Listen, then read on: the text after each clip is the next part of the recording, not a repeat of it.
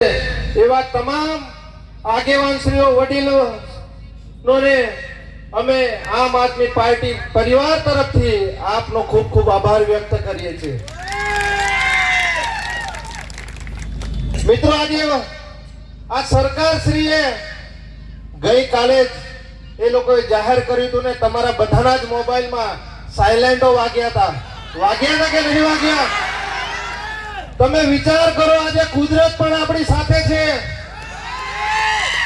કે આગાહી એટલી બધી કરવામાં આવી હતી અલગ અલગ જિલ્લાઓમાં, પણ તેમ છતાં આજે આ વરસાદ જે આપણી પર આજે મહેરબાન છે કે આજે આટલી જનમેદની ને આજે બધા ભેગા થયા છે અને આજે વરસાદ નથી પડ્યો, એટલે કુદરતનો પણ આપણે આભાર માનવો જોઈએ મિત્રો। કેમ કે ચૈતરભાઈ વસાવા અને એમની આ પૂરી ટીમ એ દરેક સમાજના મુદ્દાઓ આ સરકાર સામે ઉઠાવે છે, આ સરકાર સામે મજબૂતાઈથી લડે છે। એના માટે જ આપણા સાહેબશ્રીને જેલમાં મૂક્યા છે। આપણા સાહેબશ્રી છેલ્લા ત્રણ વાર જેલમાં ગયા, એમના ધર્મપત્ની બે વાર જેલમાં ગયા, પણ તેમ છતાં મિત્રો આજે આ ચૈતરભાઈ અને એમના પરિવારનો આપણે ખૂબ ખૂબ આભાર માનવો જોઈએ કે આજે ઉમરગામથી અંબાજી હોય કે સમગ્ર ગુજરાતમાં આજે ચૈતરભાઈ ભલે જેલમાં છે, પણ એમણે ઘરે ઘરે ચૈતરભાઈ પેદા કરી દીધા છે। અને આજે આખા ટ્રાઇબલમાં જે આ ઘરે ઘરે ચૈતરભાઈ પેદા કરી દીધા, એ જ આ ભારતીય જનતા પાર્ટીને ખૂંચી રહ્યું છે।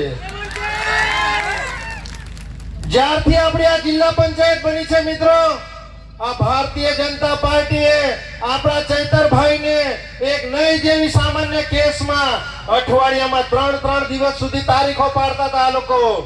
એક દિવસ ચૈતરભાઈ જેલ તારીખ ભરવા ના જાય તો આ લોકો એમની પર વોરંટ કાઢતા હતા। તમે વિચાર કરો, 2023 નો કેસ અને 2026 માં આ સરકારોએ જજમેન્ટ આપ્યું। આજે આ પ્રદેશના નેતાઓ અહીંયા ગાડી ઉપસ્થિત છે, એમણે ચૈતરભાઈને જવાબદારી સોંપી દીધી કે ઉમરગામથી અંબાજી સુધી 400 સીટો 500 સીટોની જવાબદારી છે ચૈતરભાઈ તમારી ઉપર, અને આ 500 સીટોમાંથી આપણા ચૈતરભાઈએ રાત દિવસ ભૂખે તરસે પરિવારની ચિંતા કર્યા વગર દરેક સમાજમાં, દરેક ગામે ગામ, તમામ વિસ્તારોમાં જઈને આ ભારતીય જનતા પાર્ટીના ઉમરગામથી અંબાજીમાં આ તાલુકા પંચાયત, આ જિલ્લા પંચાયતમાં સુપડા સાફ કરી નાખ્યા અને 400 સીટો લાવ્યા। આપણે કેટલી લાવ્યા? 400 સીટો। એ આ ભારતીય જનતા પાર્ટીના નેતાઓને પેટમાં તેલ રેડાઈ રહ્યું છે, એ જ આ અમને ગમતું નથી। આ ચૈતરભાઈ વસાવા ટૂંક સમયમાં જ આવે છે અહીંયા આપણી વચ્ચે।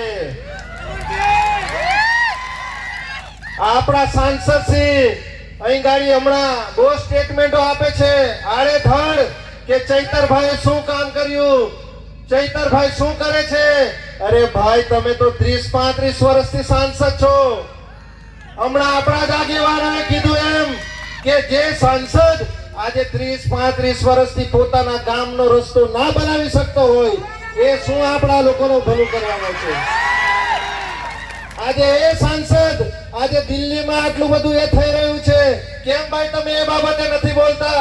અમારા વિદ્યાર્થીઓ અહીંયા ગાડી ગ્રેજ્યુએટ છે, તમામ લોકો આજે મહેનત મજૂરી કરી રહ્યા છે। તમે એશિયાની ફર્સ્ટ નંબરની જીઆઈડીસી માં તમે સાંસદ છો। અમારા નર્મદા જિલ્લામાંથી તમે કેટલા લોકોને નોકરી પર લગાવ્યા ભાઈ? લગાવ્યા છે કોઈને?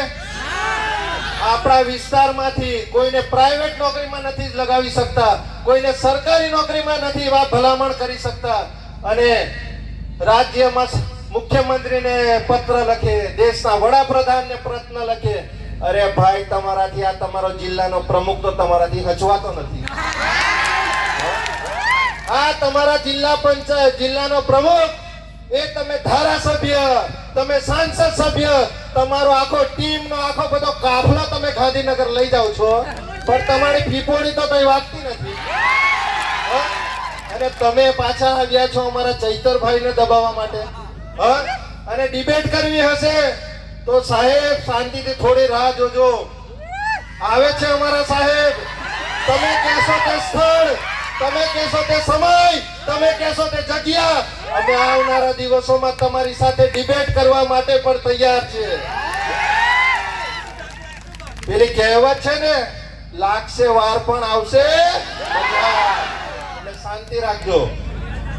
વધુ ન કહેતા આપણે આપણા આગેવાન શ્રીઓને અને આપણા ધારાસભ્ય શ્રી ચૈતરભાઈ વસાવાના જે ધર્મપત્ની આવ્યા છે એમને પણ આપણે સાંભળવાના છે. તો અમારી વાણીને અહીંયા ગાડી વિરામ આપીએ છીએ. જય હિન્દ, જય ભારત.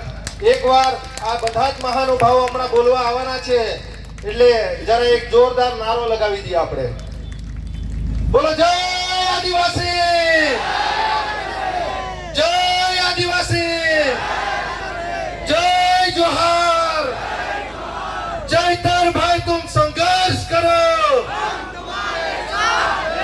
चैतर भाई तुम आगे बढ़ो. जय हिंद, जय भारत.